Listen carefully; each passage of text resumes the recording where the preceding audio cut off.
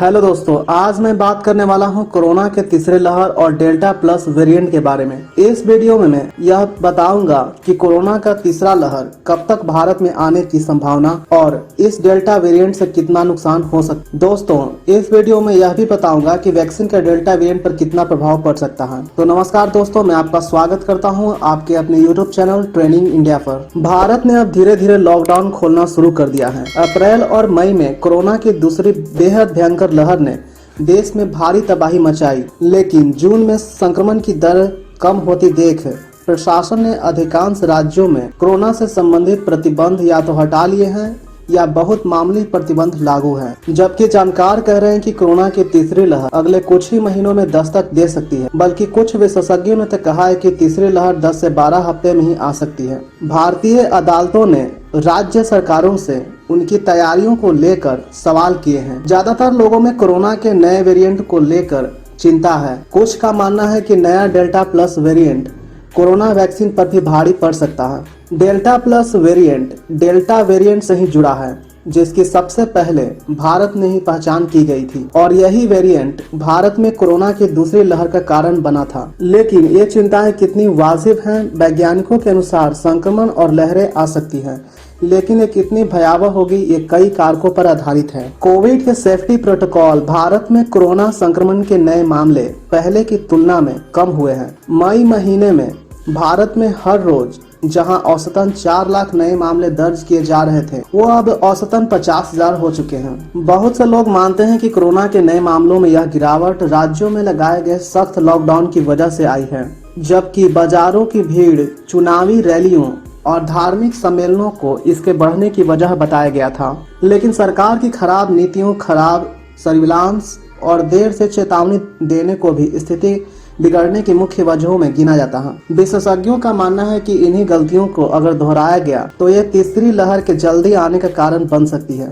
Public policy और health system के expert doctor कहते हैं कि भारत एक बार फिर बहुत ही संवेदनशील परिस्थिति में है और लोग कैसे बर्ताव करते हैं इसी से कोरोना की अगली लहर का भविष्य तय होगा। वे कहते हैं यह जरूरी है कि सरकारें अर्थव्यवस्था को आहिस्ता आहिस्ता खोलें। अगर वह जल्दी करेंगे और लोगों ने कोविड के सेफ्टी प्रोटोकॉल का पालन नहीं किया तो इससे वायरस को तेजी से फैलने में मदद मिलेगी। स्थानीय स्तर पर निगरानी करने की जरूरत है। मसलन कोई व्यापारी या बाजार में बैठा शख्स कोविड प्रोटोकॉल की अवहेलना करे तो उस पर जुर्माना होना चाहिए।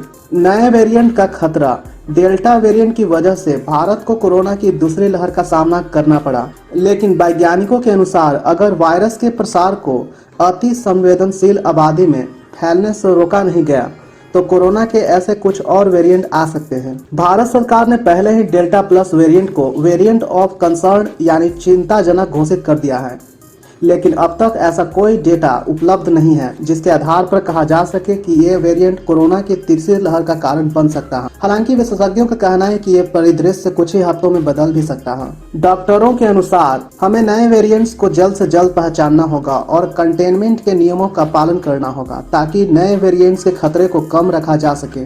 भारत ने जून महीने तक करीब 30,000 सैंपल सीक्वेंस किए हैं, लेकिन विशेषज्ञों की राय है कि अभी और किए जाने की जरूरत है। डॉक्टर हजारों कोविड मरीजों का इलाज कर चुके हैं। वे कहते हैं कि मौजूदा टीके अब तक के सभी वेरिएंट्स पर काम कर रहे हैं, लेकिन इस बात की कोई गारंटी नहीं है कि वे आने वाले वेरिएंट्स पर भी काम करेंगे। ऐसा भी देखा गया कि वैक्सीन लगी होने के बाद भी कुछ लोग बीमार पड़े। इनमें उन लोगों की संख्या ज्यादा थी जिन्हें सिर्फ वैक्सीन की एक डोज लगी थी। डॉक्टरों का मानना है कि कोरोना की तीसरी लहर आना तो निश्चित है, लेकिन कुछ सावधानियों के जरिए इसे कुछ समय के लिए टाला जा सकता है और इसके लिए वायरस के म्यूटेशन को समझना और सेफ्टी प्रोटोकॉल का पालन करना बहुत जरूरी है। वे कहते हैं अगर हम ये सब नहीं करेंगे तो तीसरी लहर की रफ्तार उम्मीद से कहीं ज्यादा तेज हो सकती है। क्या टीकाकरण और पिछला संक्रमण काफी है? तीसरी लहर का प्रभाव और इसका प्रसार इस बात पर भी निर्भर करेगा कि भारतीय आबादी में इम्यूनिटी कितनी है। इसके दो माध्यम हैं। जिन लोगों को वैक्सीन लग चुकी है उन्हें कोरोना से संभावित इम्यूनिटी मिल चुकी है, साथ ही जिन लोगों को एक बार कोरोना संक्रमण हो चुका है उन्हें भी इस वायरस से कुछ हद तक इम्यूनिटी मिल गई है। हालांकि कोरोना की दूसरी लहर में वैक्सीन लगवा चुके और पहले संक्रमित हो चुके दोनों तरह के लोगों को भी संक्रमण हुआ था। भारत में अब तक सिर्फ 4% आबादी को ही वैक्सीन की दोनों डोज लगी है, जबकि 18% आबादी को वैक्सीन की एक डोज पाई है। डॉक्टर कहते हैं कि अगर टीकाकरण की रफ्तार नहीं बढ़ाई गई तो देश में अब भी एक बड़ी आबादी है जो कोरोना की चपेट में आने के लिहाज से अति संवेदनशील है।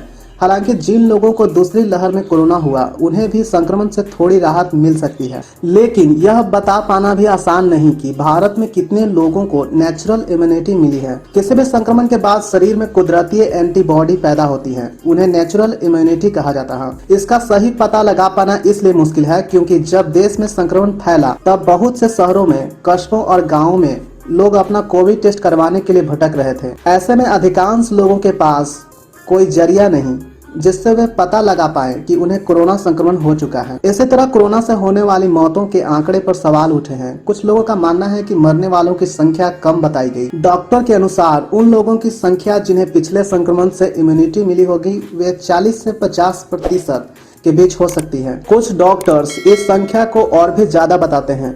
वे मानते हैं कि ऐसे लोगों की संख्या 60 से 70% के बीच होगी। उन्हें विश्वास है कि भारत को दूसरी लहर जैसी किसी अन्य भयावह लहर का शायद सामना न करना पड़े, लेकिन वे सावधानी बरतने को बहुत जरूरी मानते हैं। वे कहते हैं कि अगर 20 से 30% आबादी भी संक्रमण से बची हुई है तो भी यह आबादी का एक बड़ा हिस्सा है जिन्हें महामारी से बचाना होगा। इसके लिए बेहतर सर्विलांस की जरूरत है ताकि संक्रमण के मामले को तेजी से पकड़ा जा सके। लेकिन ज्यादातर जानकार यह मानते हैं कि भारत को इसे हल्के में नहीं लेना चाहिए क्योंकि यहाँ अब भी एक बड़ी आबादी है जिसे कोविड से खतरा है। डॉक्टर के अनुसार भारत का सारा जोर कोरोना की तीसरी लहर को टालने और इसके प्रभाव को सीमित करने पर होना चाहिए। वे कहते हैं कि थोड़ा हेल्थ वर्कर्स के बारे में भी सोचिए। वे 1 साल से लड़ रहे हैं, हम थक चुके हैं। लोग अपने स्तर पर ढील ना छोड़ें। मुझे लगता है कि हम तीसरी लहर को भी सहन कर सकते हैं। तो दोस्तों आज के वीडियो में बस इतना ही। आपको यह वीडियो कैसा लगा आप हमें कमेंट बॉक्स में बता सकते हैं। अगर आपको यह वीडियो पसंद आया हो तो ऐसे ही और भी वीडियो देखने के लिए आप हमारा YouTube चैनल ट्रेंडिंग इंडिया को सब्सक्राइब करें। अब मिलते हैं बहुत जल्द अगले वीडियो में, तब तक के लिए जय हिंद।